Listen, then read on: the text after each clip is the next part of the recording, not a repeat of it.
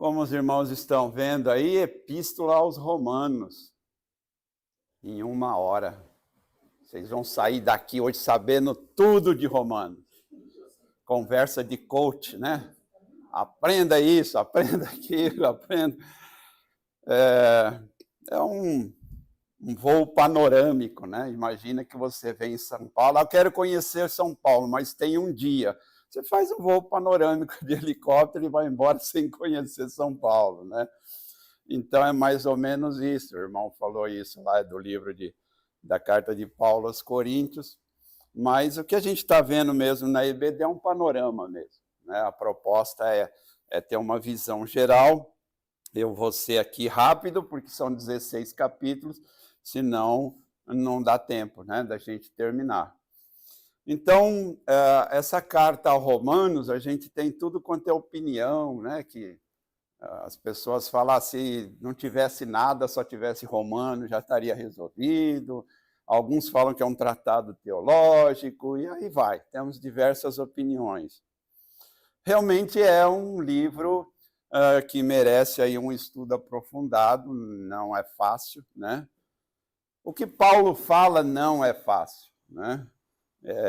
Tem até uma citação na Bíblia sobre isso, já já a gente vai chegar lá, né? Então a gente tem aí 16 capítulos, e alguns dizem que é o Evangelho segundo Paulo, né? E é uma epístola diferente, né? Porque em algumas cartas de Paulo ele trata problemas, né? A base das cartas são tratar problemas. Algum probleminha específico, e Paulo escreve para esta igreja, dando instruções, na maioria das vezes igrejas às quais ele conheceu, igrejas às quais ele fundou. E aqui, exceto lá no capítulo 16, ele vai falar alguma coisa a respeito de exortação, mas, no geral, é um outro tipo de carta, que não aborda situações controversas. Do 1 ao 15, é uma base teológica, a gente poderia dizer teoria, né? E então é uma carta diferente, né? Paulo escreveu essa carta aí de uma maneira diferente. A gente não sabe, né? Procurei lá vários comentaristas, não sabe quem foi que fundou a Igreja de Roma, né? Não foi Paulo, porque nas viagens dele ele não foi para lá, ele foi para lá quando estava preso, né? Muito tempo depois, saiu lá de Jerusalém, fez todo um caminho até Roma. Não sabe quem fundou, né? Tem especulações, foi Pedro, né? Alguns dizem que aquelas pessoas que depois retornavam a Roma, tinham ouvido o evangelho em outros lugares, chegaram lá e iniciaram essa igreja. A verdade é que ele não tinha conhecimento específico da igreja de Roma, né? Então, não era uma igreja que ele fundou, não era uma igreja que ele conhecia as pessoas, então, aparentemente, a carta parece impessoal. No verso 16, ele menciona o nome de pessoas, que provavelmente ele tinha conhecido em outros locais, e que tudo é provavelmente, porque a gente não tem como provar biblicamente, tá? Pessoas que foram para lá e ajudaram na fundação. E o que tinha lá, né? A bagunça de sempre, né? Judeus, gentios, aquela mistura toda, né? O irmão falou, Coríntios, né? Uma igreja como a nossa. Então, acho que também Romanos é uma igreja como a nossa, né? Às vezes a gente pensa assim, nossa, eu queria ser da igreja primitiva, ela é tão perfeita, tão boa. Não há controvérsias, né? Não era assim tão perfeita, tão boa. Ele escreveu essa carta, ele estava lá em Corinto, né, em torno da terceira viagem missionária, ele deu uma parada lá, ficou algum tempo lá, e ele tinha muito desejo, ele diz aí na carta, que ele queria ir visitar eles, né? Paulo queria ir até a Espanha, não conseguiu, né? Então, nessa época ele estava pegando donativos para levar para a igreja de Jerusalém, porque o pessoal lá era muito pobre, estava passando necessidade. Então a ideia dele era fazer uma coleta e ele pessoalmente levar, e aí ele traça todos uns planos lá que ele diz que ele gostaria de fazer, mas que no decorrer aí você vai ver que ele acaba não conseguindo, porque ele é preso, e aí tem toda aquela história dele sendo levado lá para julgamento, passa por diversos governantes, né? Uma vez eu disse, numa mensagem numa igreja, que é difícil entender Paulo. E o pastor depois me chamou a atenção, como, irmão, a Bíblia não é difícil, tudo é fácil.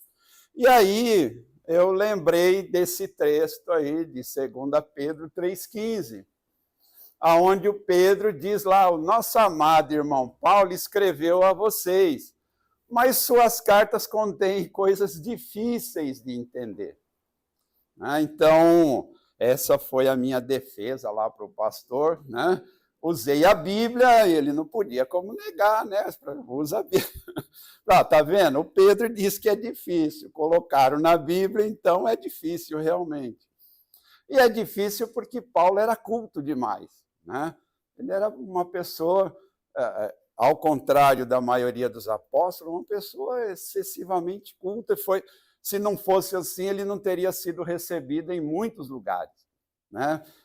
Muitos gentios foram salvos exatamente porque Paulo era alguém preparado, sabia como falar, sabia da cultura, né? Então, mas tem esse detalhe, né?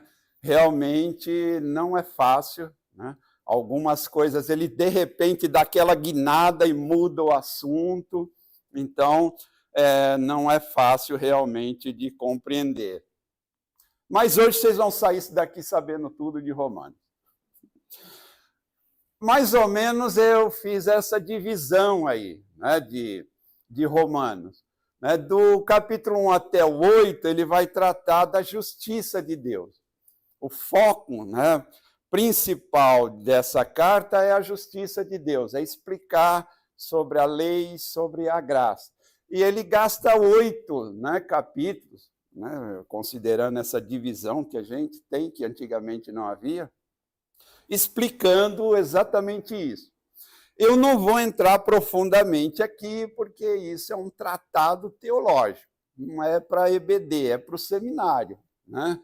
Então, a gente vai passar por cima de alguns desses assuntos, e eu, como os irmãos que já me conhecem sabem que eu gosto da parte prática, a parte prática de Romanos está no capítulo 16, né?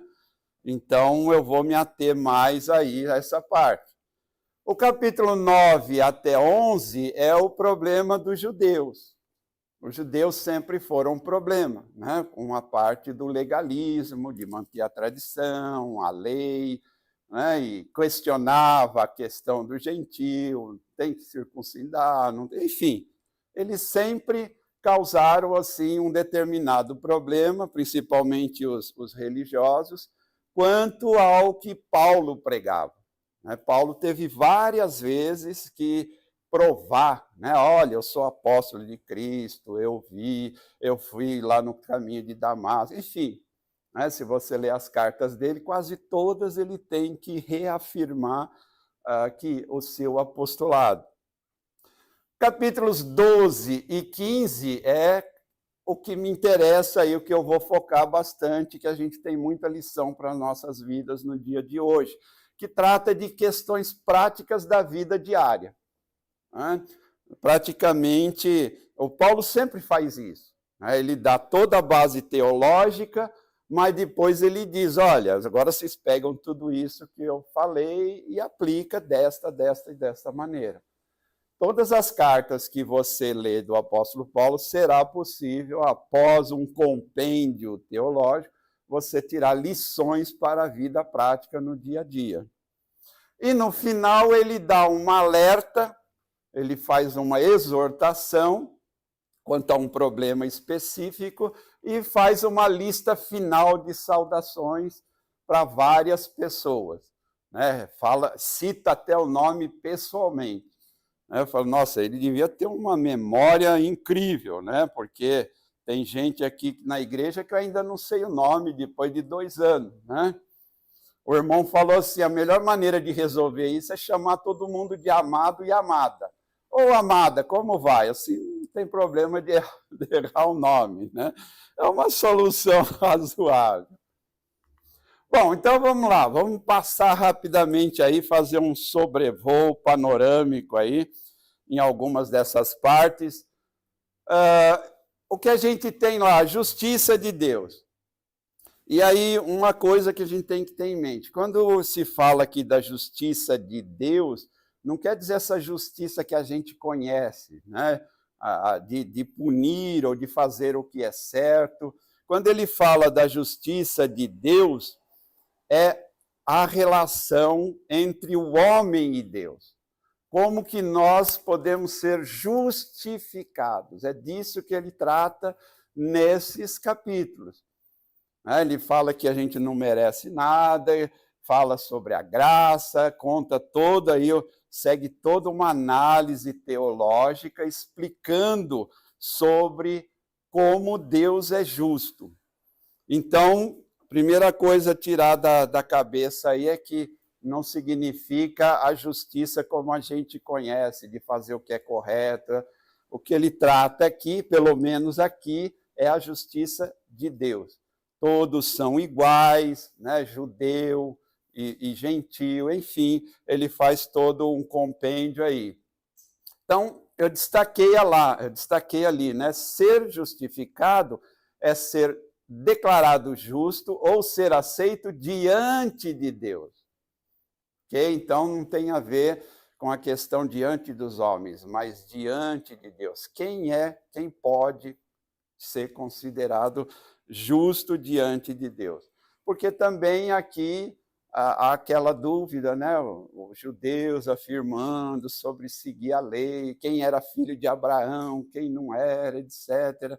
Então, Paulo vem aqui explicando e reafirmando essa coisa.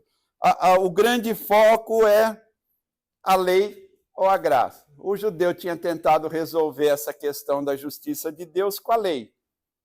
E o próprio Paulo afirma que ele mesmo não conseguiu, né? Quem conhece a história de Paulo sabe como ele era seguidor da lei. E ele cita nesses capítulos aí que nem para ele resolveu. Então, a grande questão não era a lei, a grande questão é a graça, né? A dádiva de Deus para a salvação, porque pela lei ninguém iria conseguir ser justificado.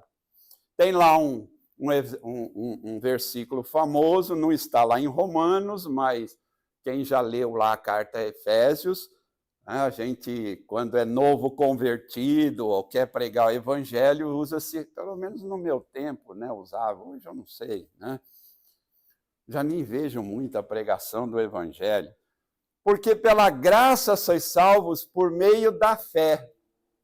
Isso não vem de vós, é dom de Deus, não vem de obras para que ninguém se glorie, né? Quando eu fiz a minha classe de batismo lá, foi um versículo que o missionário lá destacou bastante, né? Isso é que você tem que decorar, né? Se não decorar, não batisma, não é crente. Não, mentira, isso não é verdade. Então, a prova, né, a questão levantada, muitas vezes era essa questão entre judeus e gentios, e para Paulo, né, alguns até, eu já ouvi alguns teólogos dizerem que o evangelho de Paulo é muito fácil, né? Pela graça sois salvos, levanta a mão, batizou, aceitou Cristo, pronto, vai para o céu, né? E fala que um teólogo uma vez, o evangelho de Jesus Cristo é muito mais difícil. É aquele que diz assim, olha, eu preguei, eu expulsei demônio, aí apartai-vos de mim, malditos. Esse versículo sempre me causa horror, medo, fico meio arrepiado, será que eu estou no meio desse povo aí? Não sei, né? Espero que não, né? Então, alguns dizem, o evangelho de Paulo é muito fácil. Por isso que trazia problema, né? Mas assim, O cristão do Brasil, por exemplo, até hoje não aceita isso. Ele fala, não é possível. Levantar a mão e batizar, é isso? Vai para o céu? Não, peraí, né? Aí eles estabelecem lá, se fizer isso, fizer aquilo, perde a salvação. Porque a graça, realmente, usando assim uma palavra meia chocante, a graça é escandalosa, né? Independente de qualquer coisa, é a justiça de Deus, né? Pela graça sois salvos, acabou, não tem nada que possa fazer para Deus amar menos e nada que possa fazer para Deus amar mais, é isso, né? Então, é isso que a gente tem tratado aí. Nos capítulos 9 a 11, ele vai tratar com os judeus, né? O problema, o judeu, até hoje, ainda é considerado o povo escolhido. O Messias ainda não veio, vai vir o Messias, porque aquele homem, entre aspas, fracote, que disse ame os seus inimigos, não lutou com ninguém, não matou ninguém, não é o Messias, porque o Messias é associado com o Deus do Velho Testamento, que era o Deus que destruía, matava, dava poder para Israel. E ainda há, até hoje, essa crença. Aqui um destaque muito importante, tá? Atualmente, a promessa de Deus para Israel não tem nada a ver com questão geopolítica de líderes israelitas, ok? A gente seria muito leviano afirmar, fulano e tal está agindo pelo poder de Deus. Até porque a gente estudou o Velho Testamento e viu que teve um monte de rei que não fez a vontade de Deus, não fez o que Deus queria. Deus queria rei? Não queria, era para ser só ele é o rei. Mas o povo agiu errado, escolheu o rei, e aí nós estudamos aqui os problemas que deram todos os reis. Então a gente tem que tomar cuidado, né? Esse povo aí que adora e gosta do Velho Testamento único e exclusivamente, temos que tomar cuidado para analisar a situação atual de Israel à luz da justiça de Deus. Então a gente tem que tomar cuidado com isso. Por quê? O Filho de Deus veio, o Messias veio, já está aí para voltar de novo, eu espero, né? Todo dia eu espero que seja no dia seguinte, que eu já estou meio agoniado com esse mundo, né? Eu vou dormir, já queria acordar no céu, né? Mas estou aí, estou paciente, estou esperando, né? Porque tem a promessa. Mas o judeu não, ele ainda espera o Messias que vai destruir todo mundo e vai pôr Israel como centro do universo. É isso que ele está esperando, um Jesus guerreiro, vitorioso, que vai resolver problemas políticos, sociais, problemas humanistas. E não é isso que a gente deve esperar. Ele continua lá, Romanos 9, 27, né? Vai afirmar lá, ainda que o número dos filhos de Israel seja como a areia do mar, o remanescente é que será salvo. Então, sempre houve, no meio dessa confusão toda, e a gente já estudou isso, um conjunto de pessoas que se permaneceu fiel. Né? Profetas, um grupo. A gente viu lá, acho que vocês lembram mais, a gente estudou Elias aqui, vocês lembram? Não, não precisa responder. A gente estudou Elias aqui, né? E o Elias falava, eu estou sozinho, ninguém, mas... Aí Deus fala, não, eu separei, o pessoal está lá, você não está sozinho. Então, o Paulo, na carta aos Romanos, ele defende aí que o coração dos judeus foi endurecido pelo próprio Deus. Também há uma série de divergências sobre isso, discussão, mas é assunto para seminário, não dá para a gente aprofundar aqui, né? Mas não foi inútil esse endurecimento dos judeus, porque aí nós todos aqui somos os gentios que recebemos a graça do Evangelho, recebemos as boas novas, né? Então, a negação do judeu trouxe benefícios para nós, né? e o povo judeu ainda vai ser tratado no momento oportuno. Deus vai voltar a tratar com o povo judeu. Romanos 9, 6 e 7. Não pensemos que a palavra de Deus falhou, pois nem todos os descendentes de Israel são de Israel. Não por serem descendentes de Abraão, passaram todos a ser da família de Abraão. Por que ele está citando isso daí? Porque os judaizantes dizem, não, o verdadeiramente de Deus é quem nasceu de Abraão. E o Paulo, não é nada disso. É quem nasceu da fé que Abraão tinha. Então não é coisa de sangue, né? Não é a questão de sangue, é a questão da fé. Né? Pela graça sois salvos mediante a fé. É isso que nos torna filho de Deus. Então, ele, nesse embate 9, 10 e 11, está esclarecendo para o judeu que não é uma questão de linhagem, porque era isso que eles se orgulhavam, eles defendiam, né? Nosso pai, Abraão, foi chamado, etc. Então, porque ignoravam o Messias, né? Ignoravam Cristo. Então, Paulo insiste aí que o verdadeiro judeu é aquele que teve a mesma fé que Abraão. E dos capítulos 12 até o 15, né, repito, até aí não vou gastar muito tempo, a gente tem teologias bastante pesadas nesses capítulos todos, daí tem a confusão da questão da predestinação, do livre-arbítrio, enfim, são coisas bastante complexas. Eu acho que a gente não vai ter, assim, benefício em discutir isso nesse pequeno tempo, tá? Mas o que a gente vê do 12 ao 15? Uma coisa que serve para nós, que se aplica para nós nos dias de hoje. Né? O Paulo sempre termina suas cartas dando conselhos, fazendo aplicações para a vida prática. Porque a teologia não serve para nada se for só teoria.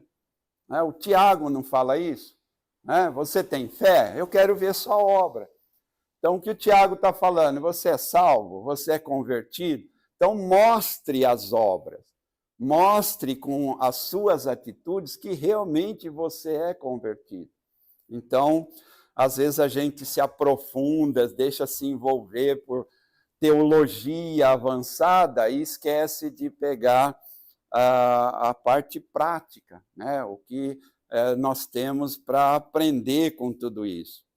Então, capítulos 12, 15 e até um pedaço do 16, lá no final da saudação, ele traz essa aplicação prática. Ele explicou sobre a justiça de Deus, gastou 8 capítulos, 9 com isso, explicou sobre a graça, sobre as obras, diferenciando judeu e gentil, e agora é como se, eu vejo assim, Paulo ensinando em algum lugar, ele falando, bom, agora eu vou mostrar para vocês o que vocês fazem com tudo isso. Eu tenho essa visão, né? O Paulo lá na frente falou tudo lá, gastou uns 5 dias falando de tudo lá, e aí ele chega, agora vamos ver a parte prática. Né? Então é isso que ele faz aí nesses capítulos, após apresentar toda aquela coisa profunda de teologia.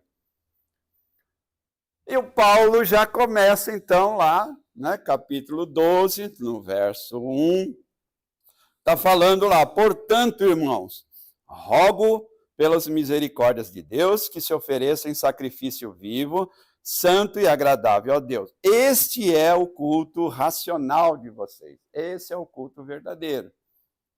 Então, fala, tudo isso, mais uma vez eu imaginando Paulo numa audiência, e ele, olha, eu falei tudo isso, agora é o seguinte, façam isso. Né? No seu corpo, demonstre a graça de Deus. No seu corpo, demonstre a salvação. Né? Demonstre o que você faz com tudo isso. Né? Então, o verdadeiro culto, o culto realmente espiritual, é a oferta do corpo e de tudo que se faz diariamente com ele para Deus. Então, a nossa vida deve ser um culto constante. né? Deve ser um culto diário. Ele cita que o corpo é o templo do Espírito Santo. Ele fala que o corpo é o templo, é o lugar em que o Espírito Santo habita. Então, a gente tem que ter cuidado com o que nós vamos fazer no nosso dia a dia. Se o Espírito Santo realmente está habitando em nós, se nós somos o templo, então a gente tem que tomar cuidado com isso. O templo não é essa construção, né? O templo não é este prédio, né? Se a gente sair daqui, acabou, não tem mais Deus, não tem mais Espírito Santo. Não. Fica aí o templo, né? Que pode até ser destruído, mas cada um é o templo do Espírito Santo. Então, a gente encontra aqui algo bastante importante, né? E ele prossegue, lá no verso 2. Ele diz, não se amoldem ao padrão desse mundo, mas transformem-se pela renovação da sua mente, para que vocês sejam capazes de experimentar e comprovar a boa, agradável e perfeita vontade de Deus. O que Paulo está dizendo aqui, pessoal, não se amoldem ao padrão do mundo, não se amoldem à cultura.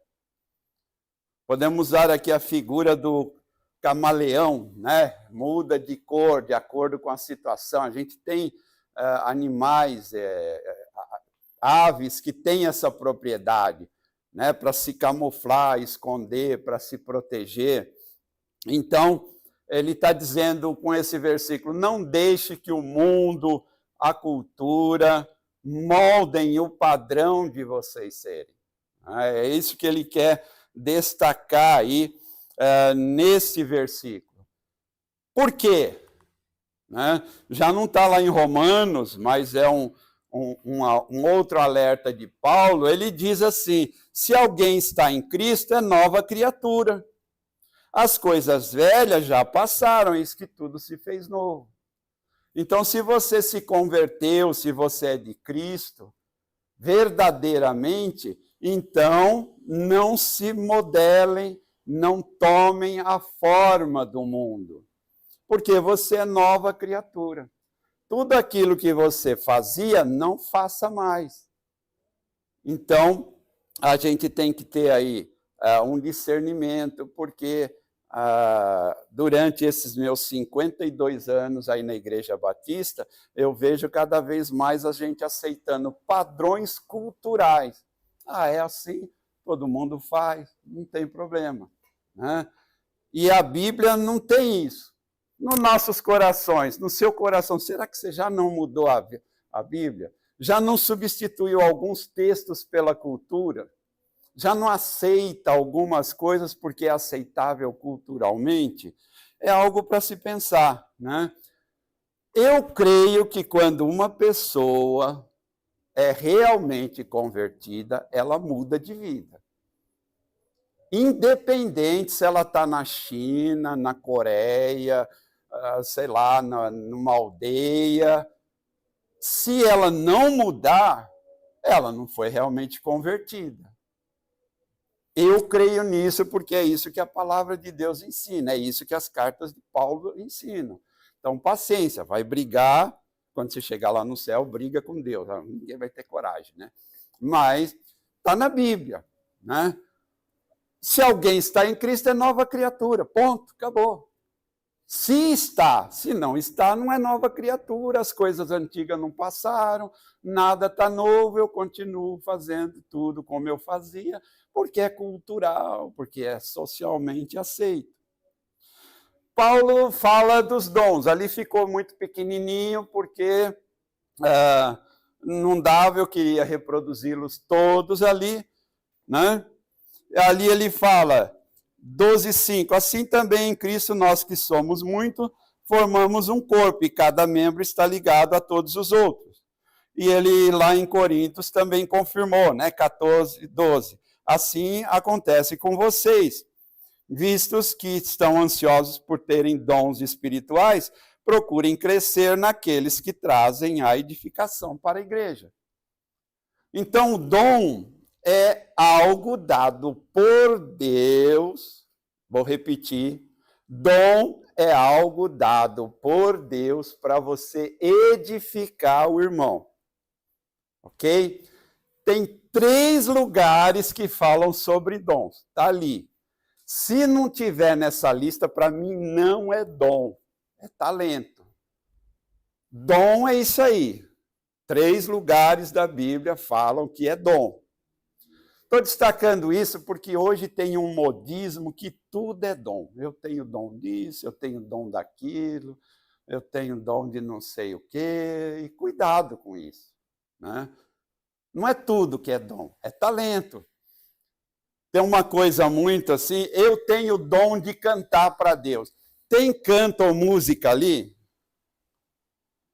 Não tem. Então, música, canto não é dom. Se você achar na Bíblia, por favor, me mostre, eu na próxima aula me corrijo. Ok? É talento. Mozart não tinha dom, ele tinha talento. E olha que ele é melhor do que muito músico de... Eu ia falar banda, mas eu não gosto desse termo. Equipe de louvor, né? E ele não tinha dom de nada, ele tinha talento. Ok? O dom... Deus dá pelo menos um. Cada um de vocês aqui tem pelo menos um. Muitos não descobriram qual é.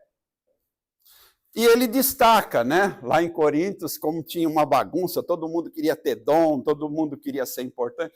Ele fala assim, ó, escolham, né? Ou procurem, ou tentem descobrir aqueles que edifiquem a igreja. Porque tem dom que é para mim, é exclusivo, não é para todo mundo. Mas tem os dons, dom de profecia, dom de serviço, de ensino. Esses edificam toda a igreja. Então ele fala, procurem esses dons. Esse é um outro assunto também, dava para ficar aí. A gente lá na Igreja Batista Esperança ficou 1 ano na EBD estudando sobre dons e 1 mês depois descobrimos que muita gente não tinha entendido nada, né? Então, é algo também que é complexo aí, cada um tem a sua defesa, mas a Bíblia diz lá para a gente.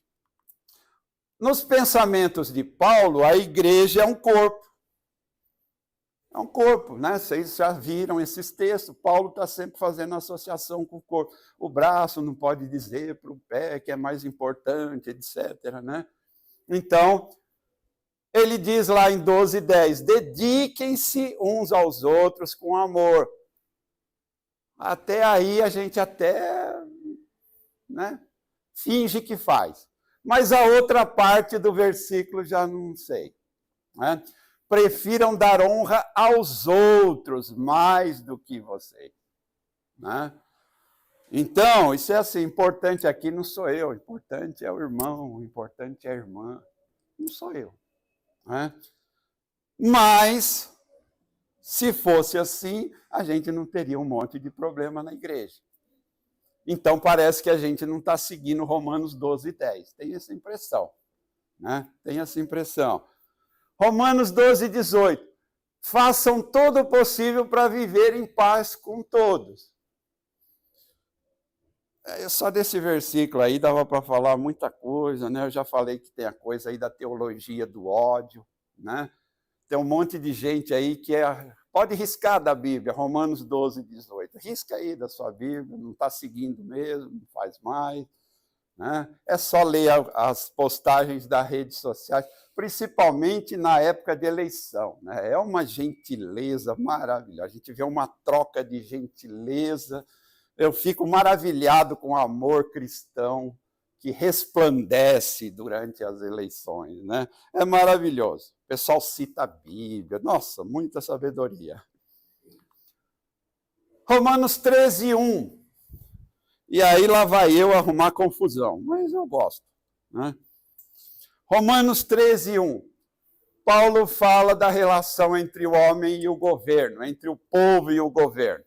Toda alma esteja sujeita às potestades superiores, ou seja, autoridades. Porque não há autoridade que não venha de Deus e às autoridades que foram ordenadas por Deus. E eu tenho o péssimo hábito de, quando preparar a aula, consulto um monte de versão da Bíblia. E aí eu descobri, lá vai eu arrumar briga, que a NVI e que a Bíblia de Fácil Tradução acrescentaram autoridades governamentais, que não está presente nas 18 outras versões e traduções da Bíblia. Inclusive, na tradução do hebraico, não tem a palavra governamentais incluída. Então, a gente temos 17 contra 2. Né? 17 não, 18 contra 2. Autoridade, nesse texto, não quer dizer autoridade governamental. Existem pessoas que estão por cargo, por função, por determinação de Deus acima de nós, têm autoridade. Por exemplo, o filho está sob a autoridade do pai e da mãe. Esse texto diz, você tem que se sujeitar, ponto. Ah, meu pai, não interessa, você tem que se sujeitar. É autoridade. Ah, mas não é governamental. Ah, meu amigo, troca de Bíblia. Leia a Bíblia que traduziu corretamente. Não tem a ver com governo, tem a ver com autoridade. Dentro do lar, quem é a autoridade? É o marido. Não é a esposa que é a autoridade no lar. O líder da casa é o marido. Estou arrumando outra encrenca aqui, mas tudo bem. Toda mulher que se insurge contra a autoridade do marido, quer ter mais autoridade, quer ser mais importante, cai em contradição contra esse versículo e contra o outro, que é considerar o outro superior a você. Está pecando. Na igreja, quem é a autoridade? Tem autoridades. Pastor, presbíteros, diáconos, todos estão sujeitos à autoridade aqui dentro do pastor Wilson. Se você não obedecer isso, você está em pecado. Eu vou até mais longe, você é radical, você não devia nem tomar a ceia. Devia ir pedir perdão. Porque a autoridade está acima. Agora, pegar esse texto aí e colocar, tem que obedecer, sei lá, o governante, o presidente, porque enfiaram aí governamentais. Tem nada a ver. Né? Num país, qualquer país democrático, por exemplo, a autoridade maior não é o presidente, é a Constituição. O presidente que desobedece à Constituição perdeu a autoridade. Assim como Saul perdeu a autoridade e era um rei escolhido por Deus. Deus falou, você não é mais, agora é Davi, acabou. Então a gente tem que ter essa questão analítica da palavra de Deus. Né? A questão ali é autoridade. Existem pessoas que estão acima de nós e nós devemos obedecer, porque ela é uma autoridade. Então, é algo para você ler aí depois, né, e analisar.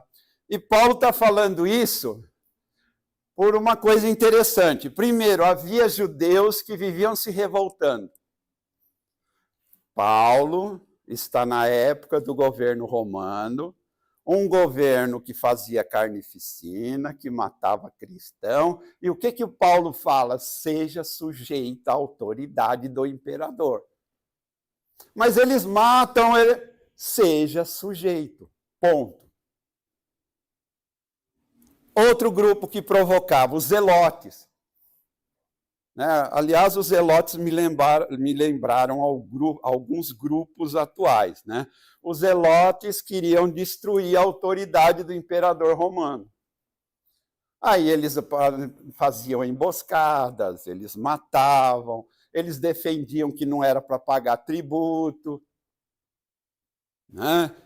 Então, o propósito dos zelotes era destruir o governo civil para que assumisse um governo religioso. Por isso Paulo incluiu isso aqui aos romanos. Falou, não, nós somos submissos. Né? Jesus viveu com escravos, ele não protestou contra a escravidão, viveu com terror romano, Paulo. todos os apóstolos foram martirizados. Só João morreu bem. Né? Todos os demais, por quê? Nenhum deles se revoltou contra a autoridade superior, nenhum deles quis derrubar o imperador romano. Por isso Paulo colocou isso daí. Por isso que o Paulo faz esse alerta. E aí, lá no 13:10, ele deixa claro o porquê é isso aí. O amor não pratica o mal contra o próximo. Portanto, o amor é o cumprimento da lei. Você quer cumprir a lei? Ame o próximo. Acabou. E quem é o meu próximo? Todo mundo é meu próximo. Todo mundo é meu próximo. Romanos 12:14. Abençoem aqueles que os perseguem. Abençoem-os, não os amaldiçoem. Diante dessa confusão, o Paulo está explicando o que é para fazer sobre a autoridade superior. Tinha outro problema lá em Romanos, que alguns não estavam obedecendo nem a autoridade dos líderes da igreja, tá? Esqueci de mencionar isso. Então, Paulo não via nenhum propósito no que aqueles judeus rebeldes faziam. Paulo não via propósito no que os zelotes faziam. Paulo queria que o cristianismo e a boa cidadania andassem de mãos dadas. Uma maneira de Paulo dizer, olha, vocês vão provar que são nova criatura, que são convertidos através do seu comportamento, através do que você faz. E que o convertido faz? Não pratica o mal contra o próximo. Não amaldiçoa. É difícil aquilo lá, né? Abençoar os que vos perseguem, né? É difícil. Não é um evangelho fácil, né? Não é um evangelho simples. E você tem que pensar o seguinte, né? Essa estrutura de Estado, Deus permitiu. Deus não permitiu o rei? Ele não queria, mas permitiu. Essa estrutura de Estado que a gente tem hoje não é boa, é horrível, é horrorosa. Mas imagina um lugar sem lei, onde o Estado não tenha nenhum poder. Você já imaginou? O sujeito ia entrar na tua casa a hora que quisesse, para pegar o que ele quer. É meu. Né? O sujeito aí na rua ia sair e atropelar o cara atravessando na faixa. Já fazem isso aqui. Não em São Paulo, aqui em São Paulo todo mundo é educado, né? Mas não pode. O Estado é ruim? É ruim. É horroroso, é promíscuo, é sei lá o quê que você... Mas a ausência do Estado é pior. É melhor um Estado corrupto do que nenhum Estado, porque Roma era corrupta. Mas ele falando, olha, obedeçam, abençoem, não amaldiçoem. Então pensa nesse termo, né? Eu sei que tem gente que já foi assaltada aí várias vezes, eu nunca fui assaltado, sempre morei em São Paulo, fui criado na periferia, Jardim Santo Antônio, onde todo domingo, na segunda-feira sempre tinha, o pessoal falava que tinha um presunto que tinha sido assassinado no domingo. Eu nunca fui, graças à proteção do Estado, que não é muito bom na segurança, mas eu tenho essa proteção, né? Então, Paulo está esclarecendo isso daí. Lá no capítulo 14, né? Se o seu irmão se entristece devido ao que você come, você já não está agindo com amor. Por causa da comida, você está destruindo o seu irmão, porque em Cristo morreu. Aquilo que é bom para vocês não se torne objeto de maledicência. No 21, né? Aí eu coloquei duas versões, a NVI e a Almeida, né? Não é bom fazer qualquer coisa que faça seu irmão cair. Tá? A NVI lá, não é bom fazer qualquer outra coisa. Ele está falando ali, tem gente que fala, mas isso aí é só para aquela questão daquele dia, comer carne. Não, qualquer outra coisa. Né? A Almeida usa tropece, escandalize, enfraquece. Se você está fazendo alguma coisa e eu chego para você e digo que não está bom, que está me atrapalhando, você está escandalizando. Você está fazendo eu tropeçar, você está me enfraquecendo. E, portanto, você está em pecado, porque você está fazendo o que a Bíblia diz que não é para fazer. Então, Paulo está dizendo aí para os romanos que era uma confusão lá com os judeus. Pode comer isso, pode comer aquilo, carne de porco, não sei o quê. Então, Paulo está falando, é claro, ali especificamente para comida, mas nós já temos lá qualquer outra coisa, nem fazer outras coisas. Então, a gente tem que tomar cuidado com isso. Eu já falei aqui uma vez e vou repetir. 52 anos de igreja, isso aqui, eu tô querendo acordar um dia e ver isso sendo praticado na igreja. Infelizmente, eu não vi. Se você viu, já compartilhe comigo para me abençoar, me edificar. Porque é ignorado esse aí. Normalmente, nós queremos fazer o que nós queremos, do jeito que nós queremos, e meu irmão que se vira, né? Não estou nem aí para o meu irmão, né? A frase bonitinha, eu e Deus estamos bem. O cara está brigado com o pastor, o cara está brigado com o chefe, está brigado com a esposa e tem a coragem de dizer, eu e Deus estamos bem. Que interessante, né? Que hipocrisia, né? Então, esse problema aí é grave. A gente, nessas várias igrejas que eu passei, tem muitos aqui que a vida é a IBASP. Eu passei por 8 igrejas diferentes. E eu afirmo, isso aí divide igreja todo dia. Todo dia, a falta de observar esse procedimento divide igrejas. E já vi igreja fechar por causa disso. Porque o irmão se acha certo e não quer saber, não quer mudar as suas ideias. Paulo teria pregado isso e muito mais, né? Nós não devemos fazer coisas só porque os outros fazem. Na visão de Paulo, a cultura não deve estar impregnada no meio evangélico, no meio cristão. Não é porque é cultural que a gente tem que aceitar. Se a gente seguisse firmemente a palavra de Deus, será que o mundo e a cultura seria isso? Então, para o Paulo, quando ele falou de escandalizar, etc., ele está falando o seguinte, faça somente aquilo que você tiver convicção que é o ensino da Bíblia. Faça algo que haja um propósito para você na sua vida. Uma vez eu citei numa aula aqui da parede preta, né? Alguns acharam que eu tinha problema com essa cor preta, com a parede preta. Não é essa a questão. Essas pessoas não discerniram corretamente e não tiveram sabedoria. A questão é por que você escolheu. A cor não importa, pode ser azul, amarelo, mas por que eu escolhi? Eu estava pensando no quê? Porque é moda, que todo mundo faz. Então a gente faz uma discussão, às vezes, rasa das coisas. Né? A gente deixa tão raso que é para justificar o que nós queremos. Então, quando você quiser fazer alguma coisa, pense no propósito. Por que eu vou fazer? Isso é o importante. Porque a cor, o piercing, sei lá, tatuagem, o cabelinho do jogador de futebol ridículo daquele jeito, não é essa a questão. Por que eu fiz isso?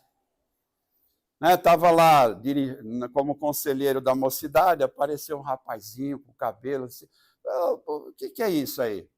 É o Neymar, é a moda do Neymar. E você quer parecer com o Neymar? O Neymar é idólatra, ele tem 5, 6 mulheres, ele vai para a balada, eu sei lá se ele dá uma cheiradinha, ele bebe. Você quer parecer com esse sujeito e não com Cristo? Lamentável, meu jovem. Na próxima vez, graças a Deus, esse rapaz já cortou o cabelo diferente, não deixou igual do Neymar. Porque com quem você quer se parecer? Essa é a grande questão, né? Cuidado com a fé do seu irmão, né? Então, lá no final, ele vai fazer essas declarações todas, né? A fé do seu irmão, o que você está fazendo? como você está se comportando, qual é a sua motivação, né? Qual que é o seu propósito na vida, tudo isso a gente tem que considerar. E Paulo fala, não em Romanos, mas em Coríntios, né? Ele vai falar lá, tudo me é lícito, mas nem tudo convém. Eu posso fazer o que eu quiser. Eu costumo dizer assim, tem gente que não gosta, mas crente não tem liberdade de expressão. Liberdade de expressão é para o mundo. A liberdade do crente é em Cristo. A liberdade dele é baseada em Cristo.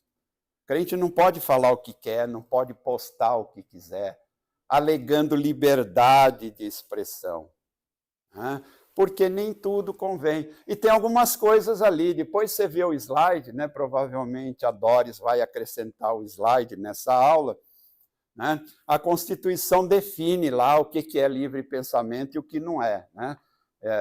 Liberdade de expressão. Eu não posso xingar o irmão Hart, afirmar, não, eu tenho liberdade de expressão. Não, isso não é liberdade de expressão. Né? É uma coisa também que está esquecida no Brasil. Né? Tudo agora é liberdade de expressão. Eu posso xingar, ofender quem eu quiser, eu estou exercendo meu livre direito à liberdade de expressão. Provérbios 6, 16 e 19. Há 6 coisas que o Senhor odeia e 7 que ele detesta.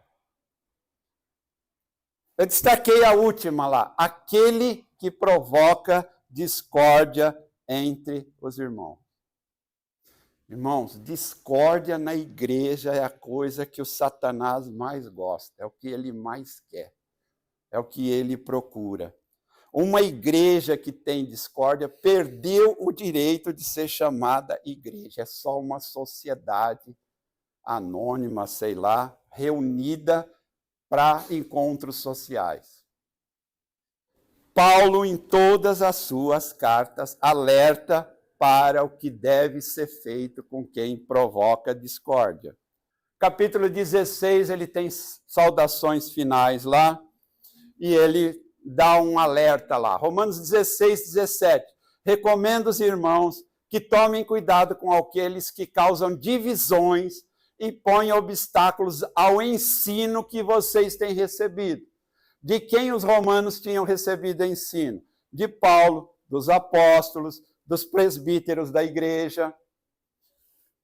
Afastem-se deles, pois estas pessoas não estão servindo a Cristo, nosso Senhor, mas aos seus próprios apetites. Eles usam palavras suaves, bajulação e enganam o coração dos ingênuos.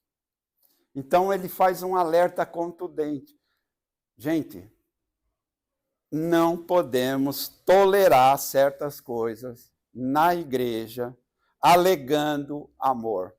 Porque se eu olhar alguns textos de Paulo, eu ia ver que Paulo não é lá essas coisas, que ele só fala de coisa boa. Alguns aqui são pais. Você deixou seu filho fazer o que ele queria? Eu não deixei. Eu sempre corrigi. E às vezes, energicamente, eu tive que tomar providências sérias. Por quê? Eu amo. Hoje tem pastores, líderes, alegando amor para não punir certas coisas na igreja. Isso não é amor, isso é libertinagem. Isso é consentimento com o erro e é antibíblico. O Paulo está dizendo ali, ó, ele não está falando para os incrédulos, ele está falando para quem é da igreja. Esses sujeitos aí que estão fazendo confusão, afasta deles. Eles não são de Deus, eles não estão servindo a Cristo. Tem um pastor que usou esse texto, ele foi até radical, ó, não é eu que vou falar, vou abrir aspas. Ele falou, essas pessoas estão servindo ao diabo, não a Cristo. Elas são servas do diabo dentro da igreja para dividir a igreja. Então, é um alerta que Paulo faz no final do capítulo de Romanos, porque estava havendo divisão entre judeus e gregos, eu penso isso, eu penso aquilo. A gente já viu isso em Coríntios, eu sou de Paulo, eu sou de Apolo, eu sou de não sei quem. Né? Então, nós temos aí que, bem claro, uma recomendação. Igrejas, eu presenciei isso nesses 52 anos, igrejas sendo destruídas por causa de divisão. Né? Você quer ser algo na igreja por quê? Para quê? Para ter poder? Está errado. Analise a sua questão. Tome cuidado. E também faz parte nossa, como membros, reconhecer isso e tomar atitudes contra isso. De novo, leia lá com calma, afastem-se dessas pessoas que estão querendo provocar divisão. Esse afastamento é por amor. Assim como você, hoje não pode mais, né? Mas eu já coloquei minha filha de castigo. Espero que não vão me processar aí, ficou gravado, mas ninguém vai assistir mesmo, então está tudo bem. Então, eu já castiguei a minha filha, por amor. E graças a isso, ela tem caráter, tem índole, tem moral devido a essa. Então, quando você não corrige, você não é bondoso, você não ama. Quem ama, corrige. Quem ama, disciplina. Quem ama, educa. Pegar versículos da Bíblia para justificar amor, para não punir o irmão, é antibíblico, é antiteológico. Então, a gente tem que atentar com isso daí. Né? Paulo alerta lá no final da carta, mas ele falou isso lá para o pessoal de Coríntios também, falou para os Efésios. Tirem fora de vocês pessoas que estão causando confusão. Resolvam o problema, porque senão vocês vão ter problemas maiores.